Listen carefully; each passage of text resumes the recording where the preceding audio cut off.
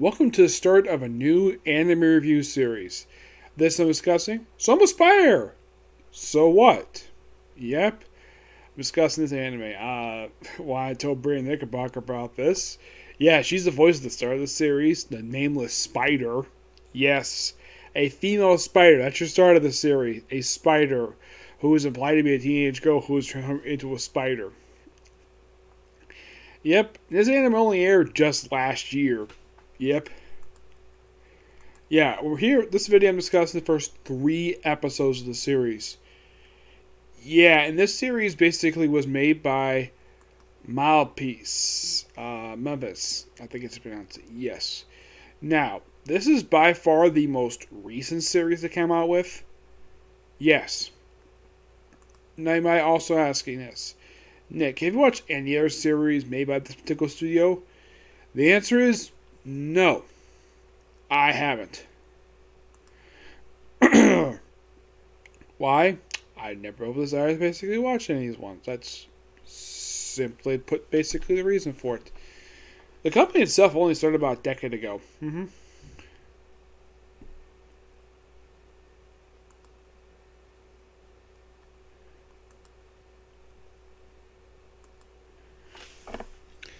Yeah.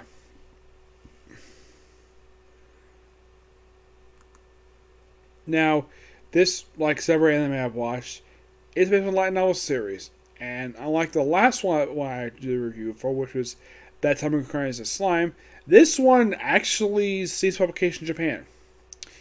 Yes, it's published by Impress here. And here's the thing. The last book was released in Japan a month ago, and book 13 came out just last month. Yeah, the same month book 13 is released here, they released my book in Japan. My guess is probably because it was time for the go. I mean, from look, it looks like it was publishing for over 6 years. Like, and 16 volumes. That's actually a pretty good number for books. Though the manga is publishing, so show that. Yep. Now, of course, like I said, Brie Knickerbocker voices the character Nameless. Why is she called Nameless? Why is she not given a name? They don't really say. Also, like, we have it's where they're apparently like, we start these characters in a classroom and they get isekai. They get transported to different bodies, get reincarnated. What the heck happened? Well, it looks like when I was watching this, I'm like, wait, did this series pull basically something that Freya did in its episode 0 episode? You could say yes, but that one, I know the anime for that one about a couple years ago. By the time this one aired, it had been 2 years since that one aired, so in the case, like, novels-wise, let's see. It aired roughly, the first book was released 6 months before this one was. Yep. Now, there are a few other characters in this one. There's also Shun, who's main character of the side story stuff. He's voiced by Aljero Shab. We have Kata, who's voiced by Kara Buckland, who, of course, Brie Knickerbocker works with her on ReZero. And also the Hidden Dungeon Only I Can Enter. Though in the case of that one, Kara Buckland played a bigger character than Brie Knickerbocker did. There's also, let's see, Faye. She's voiced by Elsa Ickerman. Of course, Kara Buckland also voices Shun's little sister, Sue. Yep. And she's infatuated with her brother. I'm like, when I saw this in the anime, I'm like, why in the world does she basically, why like, this is several anime I come across like this where, oh, the sister of the main sister of a character drools over her older brother who's infatuated with him. Like, doesn't sound very familiar. This, you can say this can apply some with Love Tyrant, The Hidden Dungeon I Can Enter, Witchcraft Works. Typical, but it's the first time I can think of Kara Buckland's done 2 characters in the same series. Yes. There's also Elf was her homeroom teacher, Miss Okina. She's voiced by Carmen Lee. Yeah, those of you who are not familiar with this particular voice actor, you don't recognize his name, you may recognize a couple of characters she's voiced for English dubs. Sadara from Boruto. Yep, she's English dub actress for her. And she's also the Lucy for her from Fairy Tail. Yep, same voice actress. I mistaken with Lucy Christian, basically, because I actually apologize for that. Yep.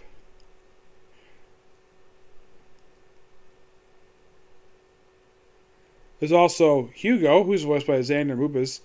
Yeah, this guy's an arrogant jerk, and he's very reckless with the stuff he does. Oh yeah, definitely. There's also Yuri. She doesn't really do very much at the start of this. She's voiced by Laura Post, and there's also mention about, well, Sean's brother, Julius, who's the hero of the kingdom. Mm-hmm. Yeah, they don't really say what happened to him, per se, but...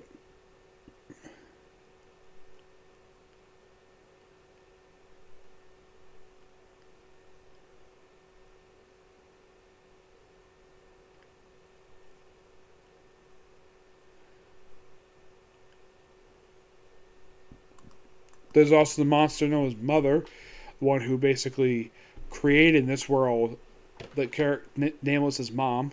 Yeah, she's a gigantic spider who tried to kill her when she was born, along with her massive siblings. Yep, so they run away, and then she starts hacking. Now, I'm going to discuss the side stuff later, because that one is, well, not as interesting as, let's say, the stuff with Nameless. Now, I have read that Brittany Knickerbocker does use her natural voice when she plays Nameless. Yes. Oh, and here's a little fun fact for you. If you ever get a chance to watch her Twitch streams, she has a plushie of this character in her background. Yes, she loves this character that much. She has a plushie of it. She also got 2 plushies of Rem and her character from Fire Emblem. Yes, seriously, she does. I'm surprised she doesn't have a plushie of Whis from Konosuba or Philo from The Rising of the Shield Hero. Oh, here's one for you. This is overall the 9th dub that I've watched where she's been in. Last one was Afridia for Commonplace World Struggle, which she did that after the wrap up of this one. Yeah, that was the first episode release was that just it wasn't this past weekend per se, it was the previous weekend they released episode 1 dubbed. And this was after the dub for this one just wrapped up. Yes, because when she was on our Twitch channel, I basically got a chance to kind of talk to her, but not meet her per se. She was actually a watch-along of every single episode that was released. Like, for this whole run, check out her Twitch channel. She did a watch-along of all 24 episodes. And she has mentioned on her Twitch stream, this actually is one series she would love to see a season 2 for, because from what I can tell, she loved doing this series. She loved it so much. Well, of course, one of the series she's in actually is getting there a season, Konosuba. Yep. So in the case of the Nameless Spider, after she runs away from her gigantic mother, she just runs about, and she gets injured by a toad. Yes, who also spits like acid. Yep.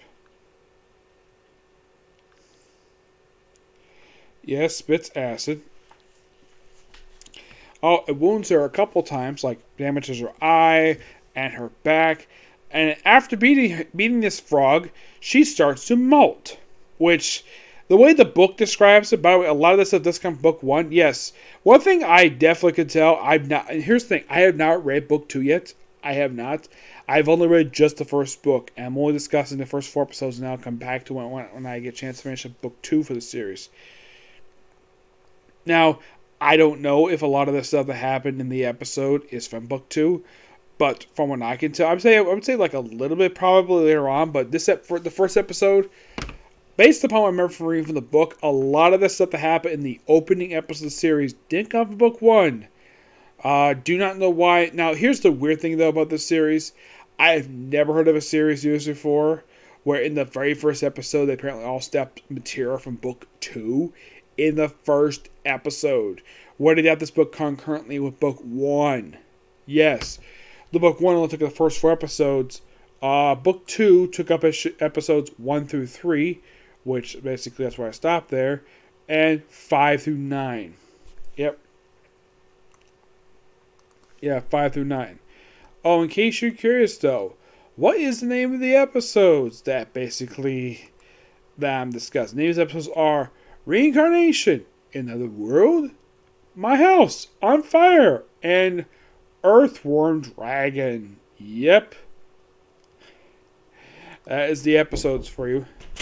Nikki, still 7 in the morning, right? Yep. Alright. Good thing he knocked. Yep, so yeah, and over the course of these few episodes, she gains a skill appraisal, where basically first level 1, after she levels up, she basically gets a little more detail, and she also battles basically like more frogs, a snake. Yes, a snake. I'm trying to think what else. She also ends up fighting a couple times humans. One of whom carries a green egg. I have read that's actually a hint of something that she does not know anything about until the most recent book release here. Which, I'm not going to spoil much for that one. So, at one point, she makes her house for herself that's based upon an actual house. I would say like a Western style house with a flat screen TV, a bed. Like, yeah, this apparently was her house for like very briefly until it was burned down by humans. Yep, because a spider got in their way. And at one point, she actually used appraisal on this group of humans, and they were higher level than she is.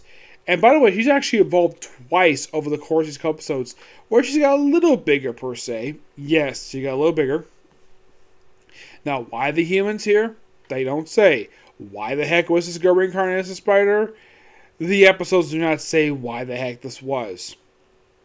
Or what the heck happened causes reincarnation. A lot of the other time they do it, other series I've seen that do these reincarnation stuff, they actually do give an explanation for it.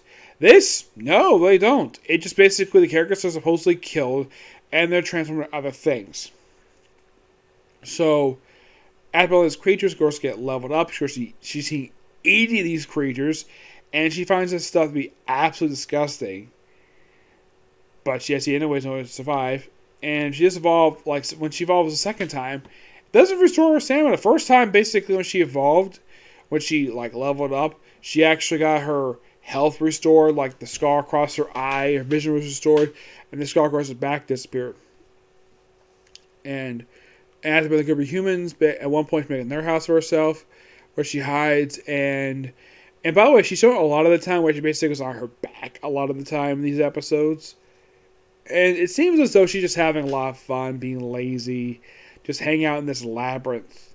Now, when I watched this, basically, and I'm like, and I just watched another series just this year, I'm like, this looks very familiar. A monster, a person who gets reincarnated as another creature, winds up in sort of like a cave-like atmosphere, battles monsters who get stronger. Like, this is not very familiar. That time I got reincarnated as a slime. Though you could say it's similar to that, but it's not exactly the same. The biggest difference between the two of them is that Rimuru is a guy and the Nameless one is a girl. And plus, two completely different species. Rimuru is a freaking slime. And Nameless is a spider, a white spider. Yep. But that's it for her. She basically just kills monsters, get power boost. Yes, and also try to kill humans along the way, but it's fun to stuff. I just really enjoy that stuff. In the case, the side stuff with her classmates, which when they explain what the heck is going with this, it's quite weird. So, the way the other stuff is the side stuff, the one with the other characters. I mean, it looks very similar. It's like I'm watching the Hidden Dungeon like intro again because it's where you have a character who is not like high on the totem pole when it comes to nobility, mostly pushy. He's like fourth in line. This is Shun, mind you, where he's fourth in line to his own throne of his kingdom.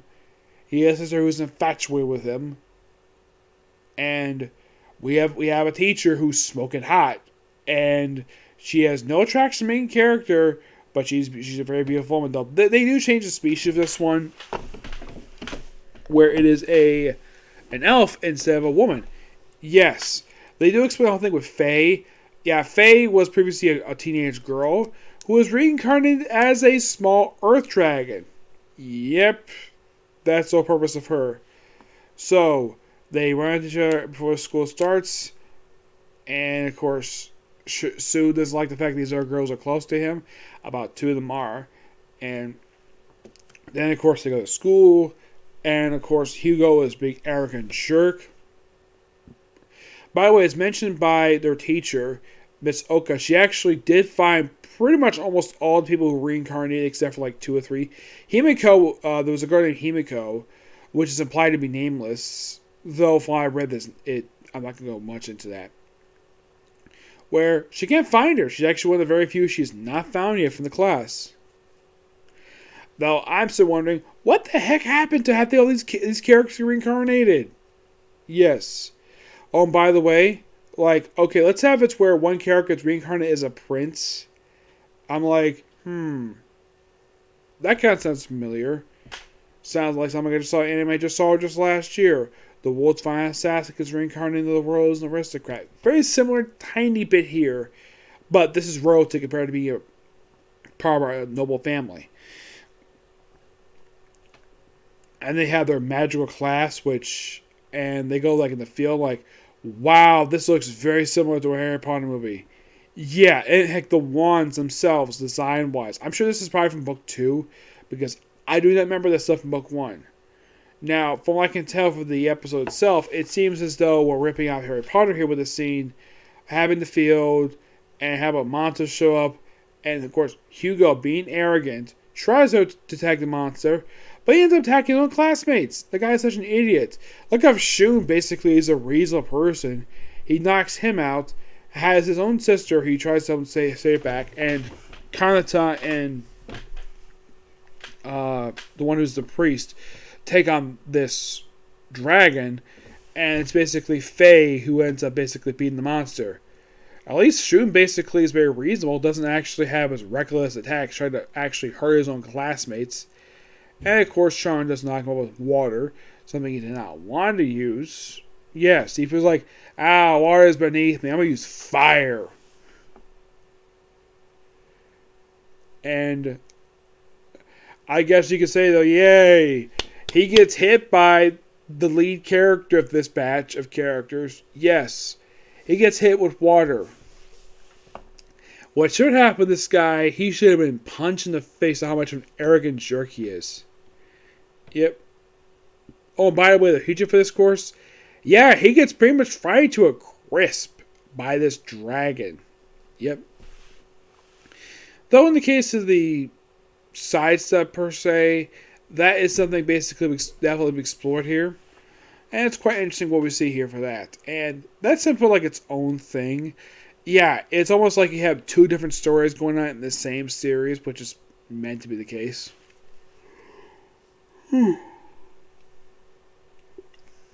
Yes, so in the case of the next episode, we'll discuss the last episode of that book 1, episode 4, which is not that book 2 at all. Nope. But I'm going to end it here because I don't want to get much later because I have to get up early in the morning, so tomorrow. So that's going to be pretty much it for this particular video. Stay tuned for tomorrow for the next video for this one, along with the reviews, news episodes of, hopefully, Afria, Shaman King, and Case of Advantos. Okay, next video. Bye.